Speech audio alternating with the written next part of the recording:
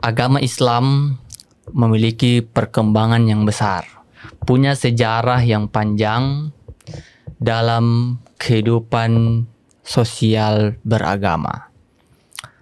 Setelah Nabi Muhammad SAW wafat, umat Islam memiliki sejarah yang panjang, mulai dari sejarah Khulafaur Rasyidin hingga kepada kerajaan-kerajaan ataupun dinasti-dinasti. Akan tetapi pada masa tertentu Islam juga mengalami penurunan, utamanya pada masa Turki Utsmani. Kali ini saya Saiful pada program Saiful Bertanya menghadirkan salah satu tokoh, orang yang bergelut di dalam dunia Islam, ilmu Islam, dan sekarang lagi mengemban pendidikan di Magister Ilmu Agama Islam Universitas Muhammadiyah Yogyakarta. Betul ya Mas? Dengan Mas siapa? Mas Tubagus Eling. Ya, Mas Elin ini sekarang lagi belajar ilmu agama Islam, dan kali ini kita akan coba mengulik bagaimana utamanya sejarah Islam, tapi kita mau fokus bagaimana hancurnya Islam pada masa Turki Utsmani ya. Nah, tapi saya ingin bertanya dulu nih Mas, kira-kira gimana sih sebenarnya sejarah Islam ini? Kita mulai aja dari Islam itu berjaya. Islam itu berjaya, kemudian langsung loncat, dia kok bisa hancur gitu. Nah itu dulu lah. Baik, pertama-tama Assalamualaikum warahmatullahi wabarakatuh. Teman-teman netizen sekalian dan Mas Saiful yang saya hormati. Baik, terkait dengan kebangkitan umat Islam, itu sebagai prolog ya. Sebetulnya dalam perkembangan umat Islam sendiri secara dasar itu bisa, umat Islam itu bisa mengacu kepada kehidupan Rasulullah SAW.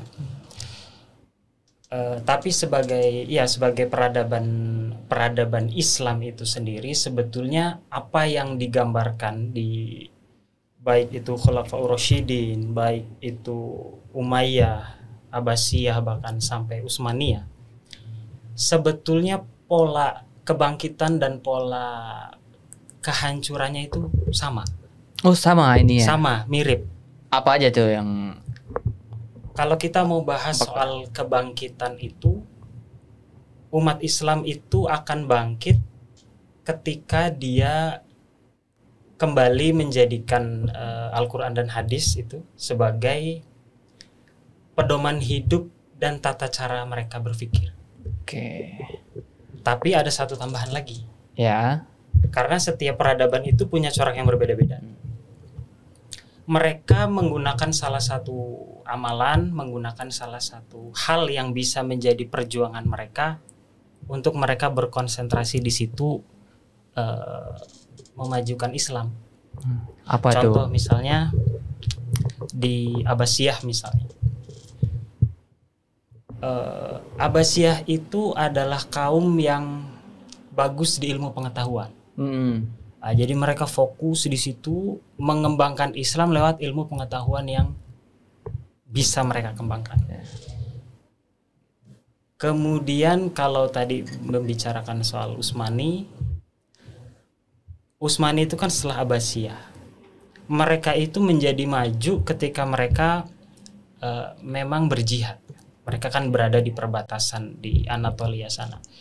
Mereka menggunakan jihad sebagai hal untuk membangkitkan Islam. Oke. Berarti selain kembali ke jalan atau mengikuti ajaran Al-Quran dan As-Sunnah, ada konsentrasi masing-masing dinasti ini ya. Betul. Nah, cuman tadi kan saya sempat nyinggung bagaimana kehancuran Islam. Apakah kehancuran Islam ini itu disebabkan karena mereka nggak sesuai Al-Quran dan Sunnah atau bagaimana Mas Elin? Ya, itu semua berkelindan ya. Oh, Itu semua terjadi secara berurutan. Misal contoh kalau kita lihat dari Abbasiyah, ketika mereka sudah sampai pada titik puncak, kemudian mereka sangat maju dalam ilmu pengetahuan, mereka menjadi sebuah peradaban yang sangat-sangat meriah maju begitu. Mereka terlena di situ. Oh iya. Mereka tidak lagi melihat ilmu pengetahuan itu untuk memajukan Islam, tapi akhirnya ya terlena dengan kekayaan. Mereka tidak melihat itu sebagai fokus kembali. Mereka sudah hidup bahagia, hidup tenang. Jadi ketika ada serangan dari Mongol itu ya sudah sangat mudah sekali begitu. Sekarang kalau kita lihat Utsmani ini menarik. Tentu kalau tadi membahasnya soal jihad, jihad itu niatnya ketika ini mulai runtuh ya. Runtuhnya itu jihad yang dilakukan itu sudah tidak lagi karena ingin memajukan Islam. Pemikirannya sudah ekonomi. Jadi sebelum itu saya sebutkan dulu, Utsmani itu kan mengalami kenaikan, puncak dan sampai turun itu sampai Sultan ke-10. Iya. Jadi kalau dalam peradaban itu kita bisa lihat naik, terus puncak, terus turun. Utsmani itu periode puncaknya itu Sultan pertama sampai Sultan 10. Oh iya. Sultan ke-7-nya itu kan Muhammad Al-Fatih. Muhammad Al-Fatih terus mengalami puncaknya itu di Sultan Sulaiman. Di Sultan ke-11 sampai ke sana itu langsung terjadi penurunan.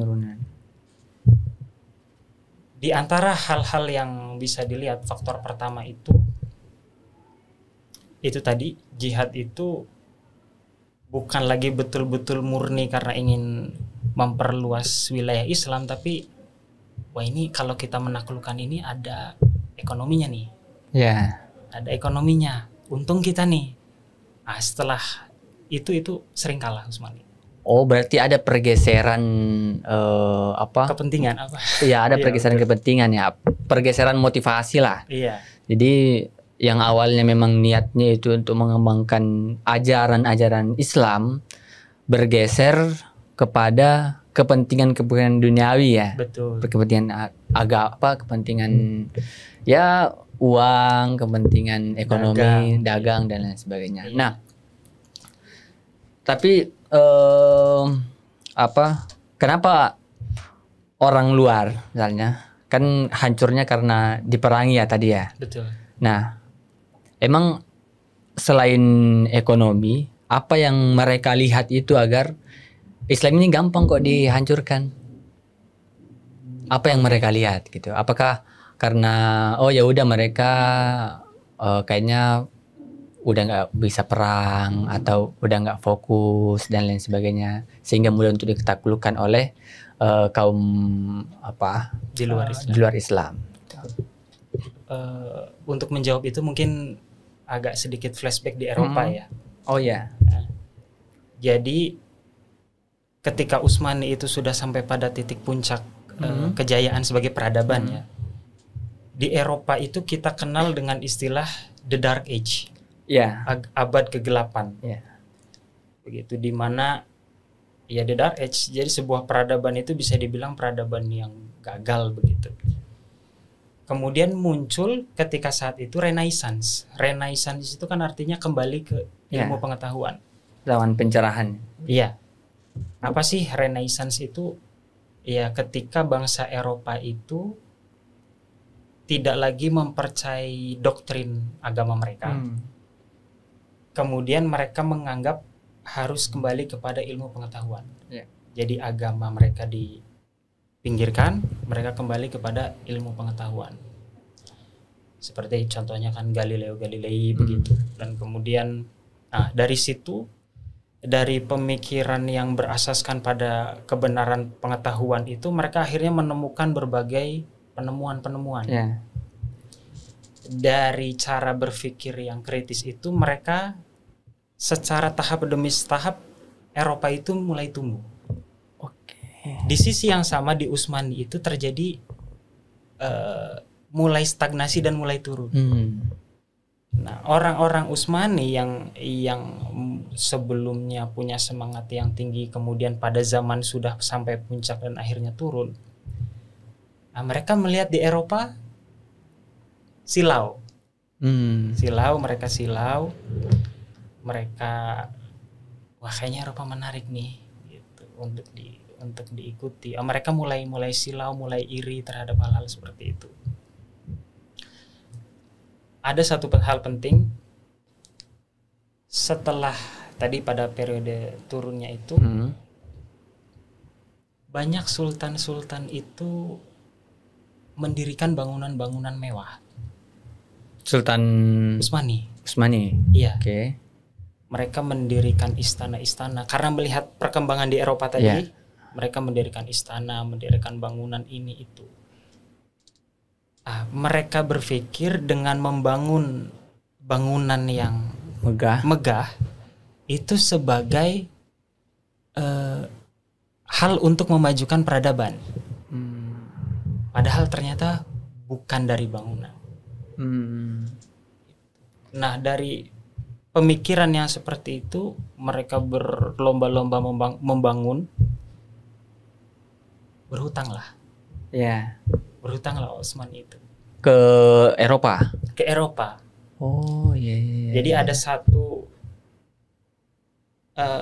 penelitian itu sebetulnya menyebutkan yang pertama-tama membuat Utsmani runtuh, membuat Utsmani itu ya akhirnya decline terus. Ya. Sebetulnya bukan dari kaum luar. Ya. Tapi dari hutang. Oh iya. Ada dimasuki penyusup, terus kemudian ada orang-orang yang masuk ke pemerintahan menyebarkan ideologi segala macam, itu pasca. Tapi yang membuat Utsmani lemah, misalnya sebuah bangunan temboknya keropos, itu utang dulu. Berarti gara-gara utang aja nih ya? Gara-gara utang. Salah satu penyebabnya ya? Penyebab awal, oke. Tapi gini, tadi menarik tuh yang Dark Age, kemudian ada munculnya Renaissance, zaman-zaman pencerahan bagi Eropa ya.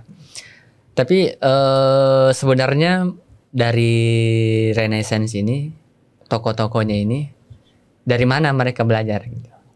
Apakah ada campur budaya atau mereka kecipratan pengetahuan dari Islam? Kan kita tahu tuh Islam banyak melahirkan tokoh-tokoh, pemikir-pemikir yang hebat, entah yang kayak Sina dan lain sebagainya. Itu kan apakah ada orang Eropa yang belajar ke Islam, kemudian kembali, akhirnya terjadilah Renaissance di daerah situ, daerah Eropa. Kemudian setelah Eropa ini bangkit, dihancurkanlah Islam. Apakah ada pola seperti itu atau bagaimana, Mas? Ya, betul. Sebelumnya memang bangsa-bangsa Eropa ini mereka melakukan belajar ke negeri Islam, khususnya ketika di Umayyah II di Andalusia itu, di Spanyol, mereka belajar ke sana.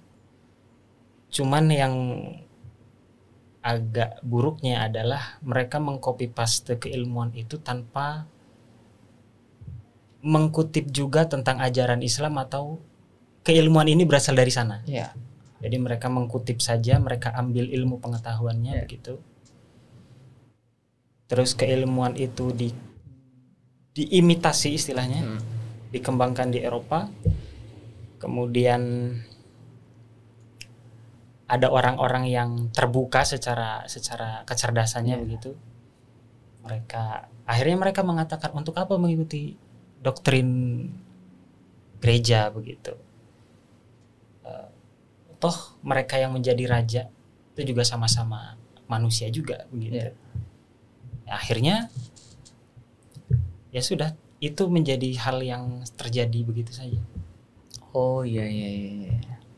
Menarik nih kalau kita bahas sejarah panjang. Berarti tokoh-tokoh yang ada di Eropa, ilmuwan-ilmuwan pentingnya di Eropa itu tidak lepas dari campur tangannya umat Islam. Betul gitu ya. Betul sebetulnya. Jadi selain kehancuran umat Islam ini, selain dari keluarnya fokus mereka terkait penyebaran agama yang berlandaskan Al-Quran dan Sunnah, itu juga diakibatkan oleh faktor ekonomi yang paling besar juga ya, karena mereka ngutang, berharap berkembang, berharap maju, dianggap memiliki peradaban yang luar biasa, tapi ternyata itu menjadi celah yang dibaca oleh orang-orang Eropa pada masa itu, sehingga gampang banget nih intervensi, gampang dihancurkan. Oke.